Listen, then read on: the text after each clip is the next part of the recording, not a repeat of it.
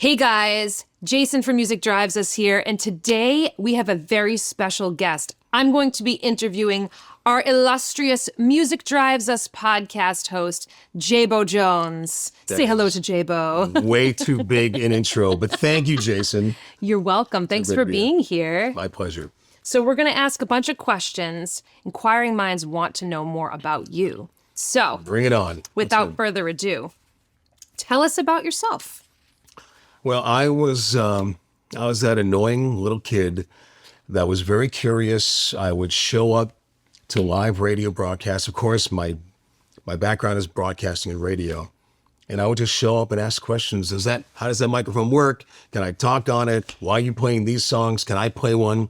And somehow I was not that annoying. They let me hang out. And I found a way to hang out at radio and TV stations when I was a young kid.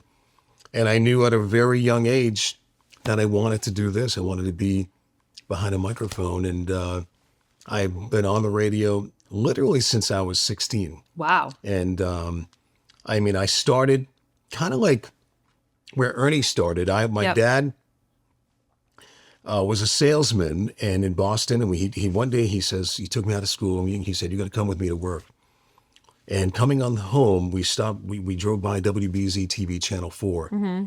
And I said, "Dad, you have to stop. That's where Rex Trailer is." Rex Trailer was a TV cowboy in the 60s and 70s. Every Saturday morning. He was kind of like a modern day Jedi Knight. Yep. And he had horses and my dad had horses. So it was a real connection to him. And I said, "We got to get on Rex Trailer. We got to get on the show." He said, "You need tickets." I said, "No, let's go in."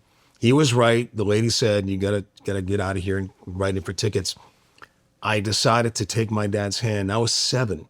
Wow. And walk behind the building to sneak into the building to find Rex Trailer. So we were literally trespassing, and I convinced my dad. Good for you. So we walk up this ramp, and there's the TV set of Boomtown. Uh-huh. And a producer was sweeping or something. He says, "What are you doing here?" My dad, now embarrassed, realized that we're illegally trespassing in this TV station. Oh my God. He goes find Rex. Rex comes out and lets me on the show that afternoon. Whoa. And I get to come back and be on the show like one of the kids. And I saw the set of Boomtown and the lights were on and the cameras. And I knew that day, I said, I have to be in this business. And I'm still quite annoying today.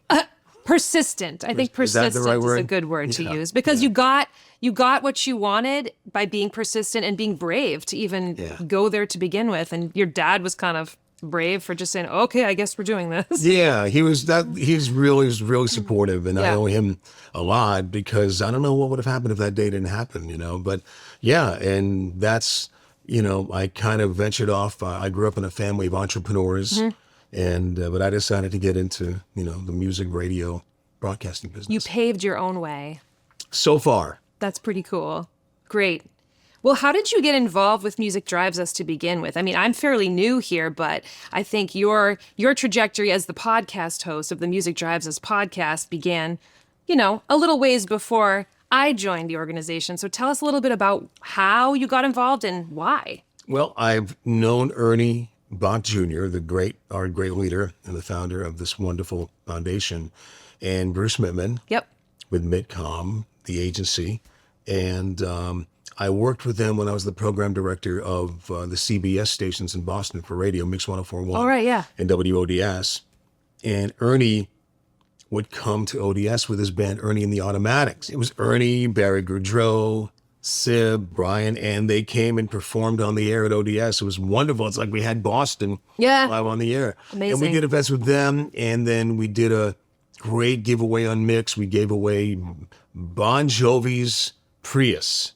What? And we had Bon Jovi sign a stencil, and we put it on the car, and we gave it away. So a listener won a car autographed by John Bon Jovi. We did a great event, and Ernie came with us on the air.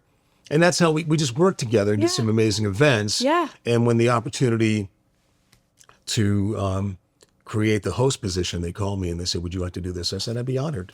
It was amazing. Great. It's a great cause, and I think I can bring the right skills and bring some guests. Yes. And amp up, the podcast. We've had Rick Springfield. We just wrapped Dee up Snider. Dee Snider. We just wrapped up Peter Noon. Yep. Lisa Loeb. Lisa Loeb, Tommy Henriksen Yep. of the Hollywood Vampires. Yep. There's so many great guests coming. I can't wait to Yeah. share them with everyone. Yeah. And you've been such a great addition to the podcast. Well, thank and you. I'm excited to watch it grow. Yeah, it's fun, and these artists are so honest. Yes. And they share their, worst to first or first Yep. to worst to first story. Yep. And you realize that we're really all not that much different.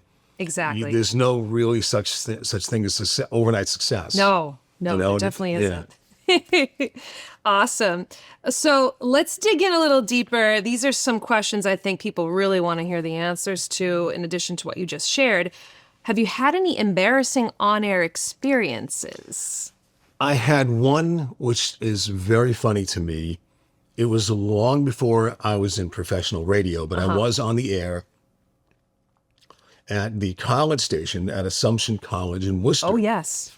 Which was 2 miles from my house where I grew up. And I walked in one day on my Saturday show. I had a Saturday show, Yep. 2 hours. And I was the only kid in the college that had 45s. Everyone had brought albums. I brought my little 45s because I had a singles 45 mentality. And I go to do my show, and there's someone in the seat in the studio. Okay. I said, "What are you doing?" And the guy said, "You better go talk to the program director." And I'm like, "Well, this is my show." He goes, "Hey, you better go see him." And I saw my name was crossed off the schedule. And I storm into the new program director's office. I said, "Hey, why am I off the air? What's going on?"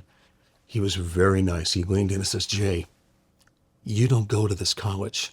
You're in high school." I did not go to Assumption College. I was a high schooler. And the program director before this guy, just somehow let me on the air. I have no idea why. I talked my way in. There you go. Another example of you just being just asked. confident and just going I just for it. asked. Yes.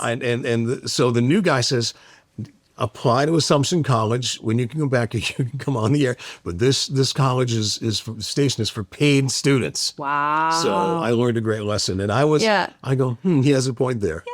So I kind of talked my way in again. But it was funny because in the moment, I didn't see that I really, again, I was trespassing. You were trespassing. I'm a Jaybeau, trespasser. the ultimate trespasser. Beware. Never be afraid to ask. No, I feel the same way. I feel like so many of life's greatest opportunities occur because you just said, "Hey, do you need this?" Or, "Hey, I think I could maybe help you with that." And then more often than not, people will say yes. And you should never be afraid to ask for help. Right. I think people are scared to ask for help. They are. They show Weakness, it's not a weakness. No. And I think, as you put it, I think generally people feel they want to help. Yeah. And it's a good feeling to give to others. So Totally. yeah. Totally. But I was never afraid to ask. I Yeah. don't know why. I had a vision. That's great. No fear, right? I was recklessly fearless. Yeah. Are you into roller coasters? No. Okay. So then it's I'm not not that 100% fearless. There's a little, maybe a little That bit of fear, yes. Yeah. Leaving Earth, gravity, I fear. Yeah. I fear gravity. I can understand that. Yeah. All right. What is the most unusual request that you have gotten from a listener? Well, I've never, as far as a song goes, I haven't got an unusual request, but I get this every few months on my Sirius XM show, 70s on 7. And I'm on every night across the country. And you do this job. I have a booth at home. Yep. And I actually have that microphone. Nice. And you're doing a show, and you do it day in and day out, and you hope people are listening. Yes. You assume they are. Yes. And you wonder, God, if I did that funny comment I said or that observation, is anyone connecting to it? And when you least expect it, I got an email last week from a mom in South Carolina.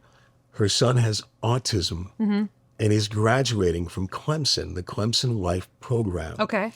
And he says, "My son listens to you religiously every single night before he goes to bed. Oh, He's autistic." yeah. He says he's graduating and we're really proud of him. Can you send him something, a video or an autograph? And I was so touched. It just took me back. Because you wonder, again, if people are really connecting to you. And this mom, her son listens every night, and she says, Wow. you're his favorite DJ, Jaybeau. I'm like, wow. How cool. So I made a video, and I sent it to her mom, and I said, please let me know when I can say hi. Yep. His real name is Ross Hickman, Ross Hicks. And please let me know when I can say hi to Ross Yeah. on the air. And she goes, how about tonight? He'll be listening before he goes to bed. And that makes every bad day erased. And every time you struggle, every time you're not, if you're not Yep. feeling confident, or if you feel you didn't have a good show, every once in a while we'll get a listener that close, and it makes it all worthwhile, because Sure. at the end of the day, if you're making someone else happy and you're connecting Right. with a listener, Right. that makes all the difference in the world. So that really makes a difference. Amazing. Yeah, you never know who's listening. I mean, you never know who you're helping with just what your mark is making on the world. Yeah. Like in your case, it's being on the radio and Yeah. inspiring people with music. And, for me, it's helping Music Drives Us and helping to bring music and musical instruments and music funding to schools and organizations. So like we're doing some work, but you just never know who's really paying attention. Yeah. But you just hope that what you put out in the world is helping somebody else in some way. And I think that's really cool. I mean, your voice is broadcast all over the world, so you never know who's listening.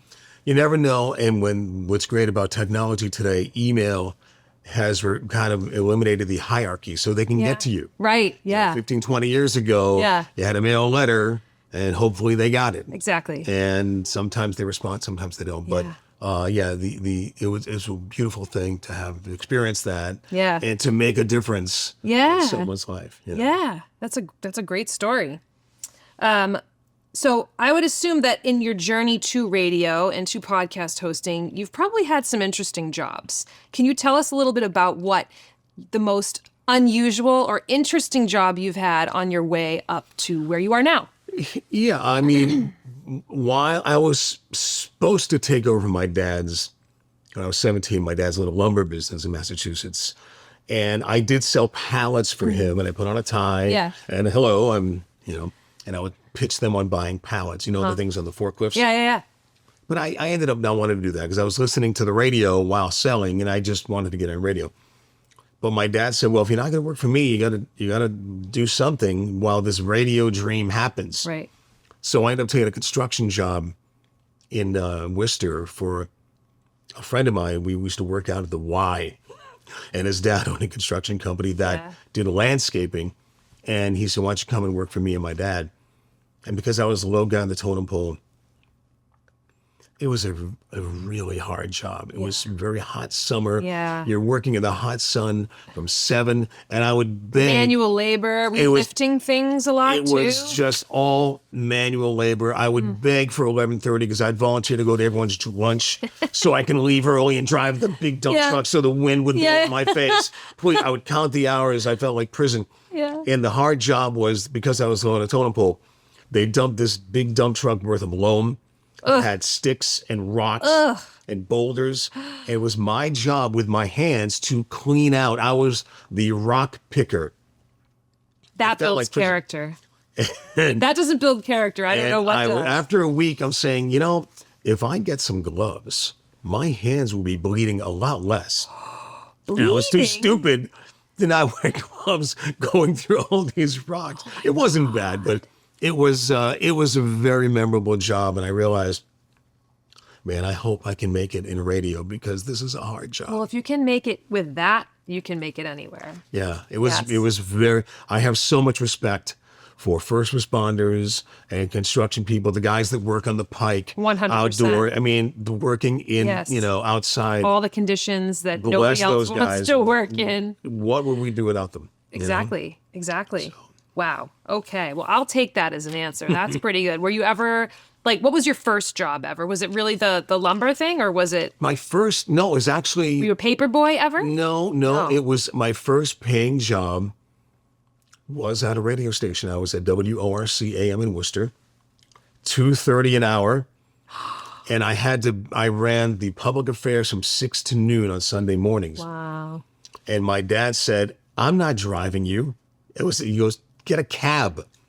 So I called the cab at 16 and I take the bus home. Yeah. And it was good lesson. Good experience. Yeah. Amazing. And I was not on the air. I just pressed all the buttons. All right. But Yeah. still something. It You have was to start something. somewhere. Yeah. Start at And the I loved it. bottom, It was work your fun. way up. Yeah. Awesome. Okay.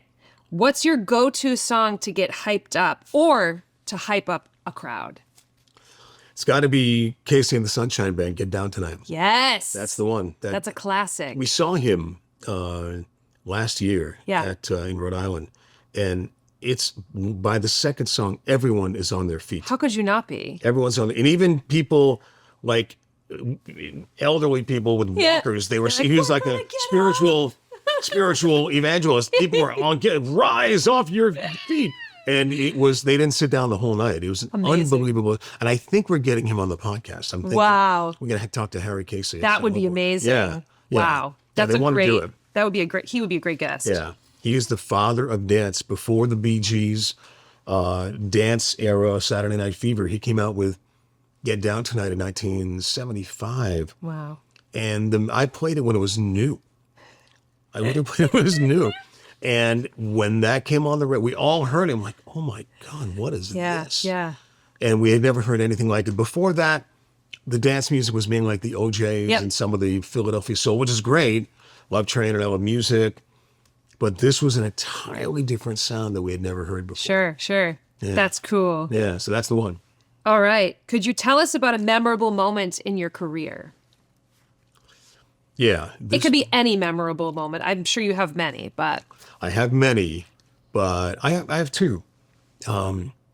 This one was very, very big. I was on the air in Worcester, running a radio station, and we ran on the weekends the Rick D's Weekly Top 40. I remember that. There was I Casey. love that show. Right. Casey Kasem, there was AT40, and Rick D's. Yeah. We ran Rick D's.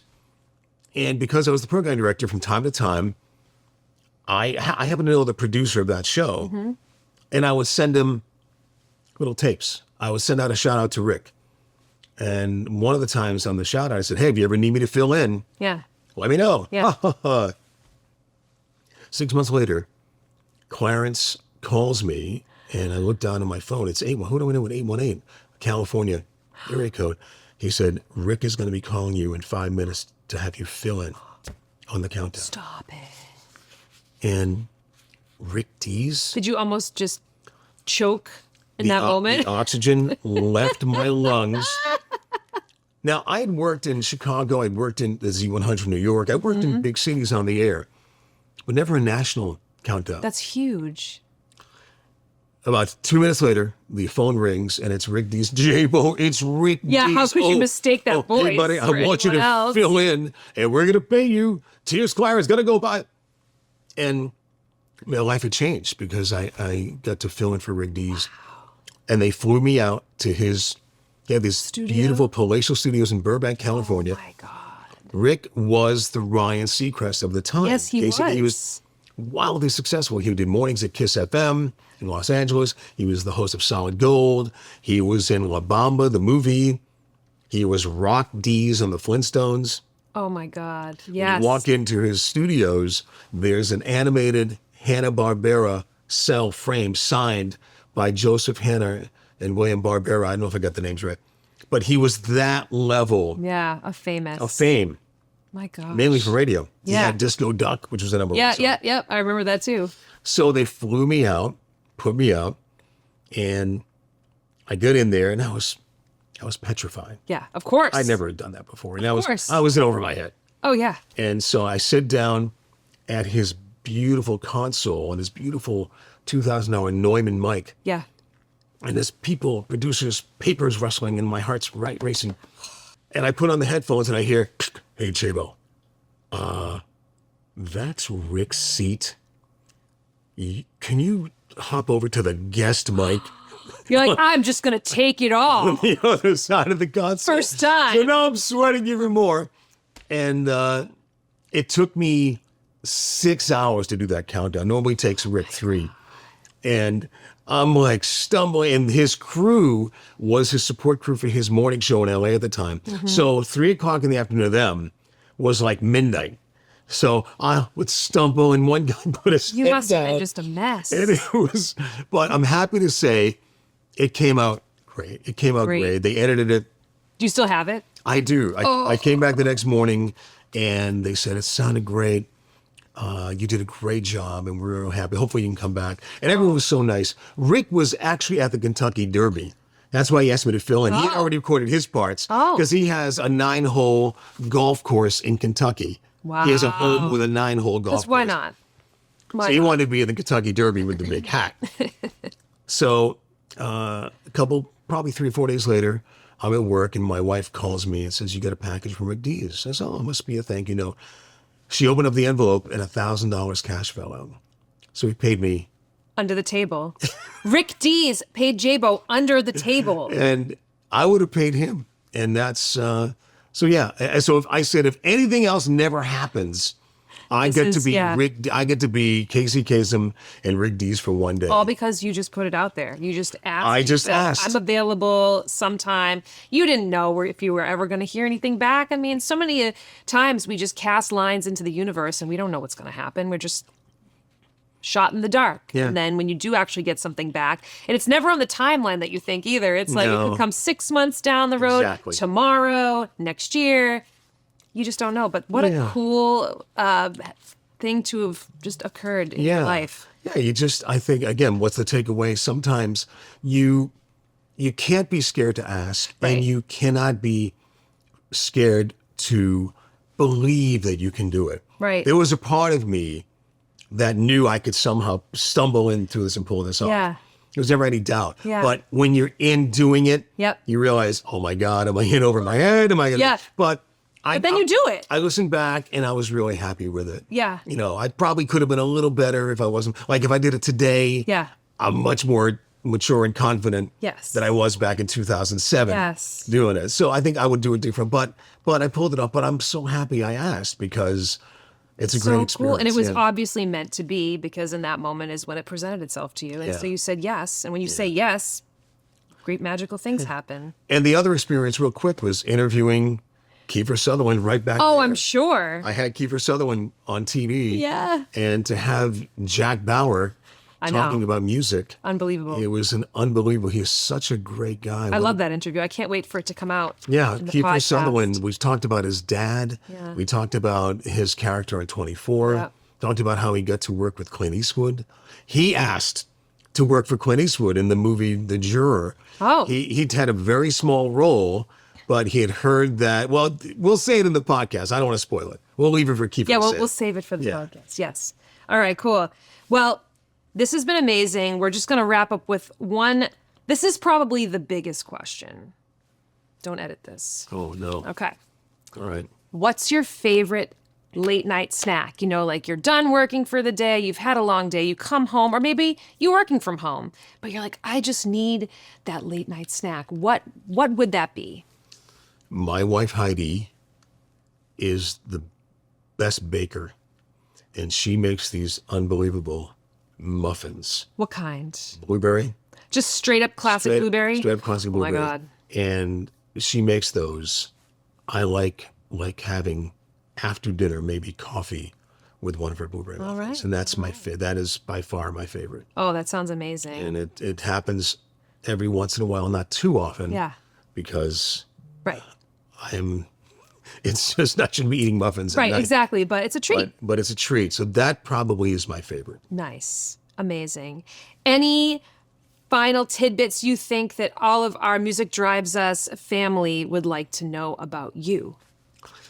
Other than thank you for listening to these great podcasts. It is a labor of love. Jacyn, you've done an incredible job. And thanks. Just trucking along. We're growing this together. Yes. What the team here, you know, with Ernie, who leads us, with Stan and Bruce and Craig, who's a huge help with my Zoom recording, and you. We've got a great team. Repurposing these podcasts, getting those numbers up. Yeah. And I just thank everybody. It's an honor to be here.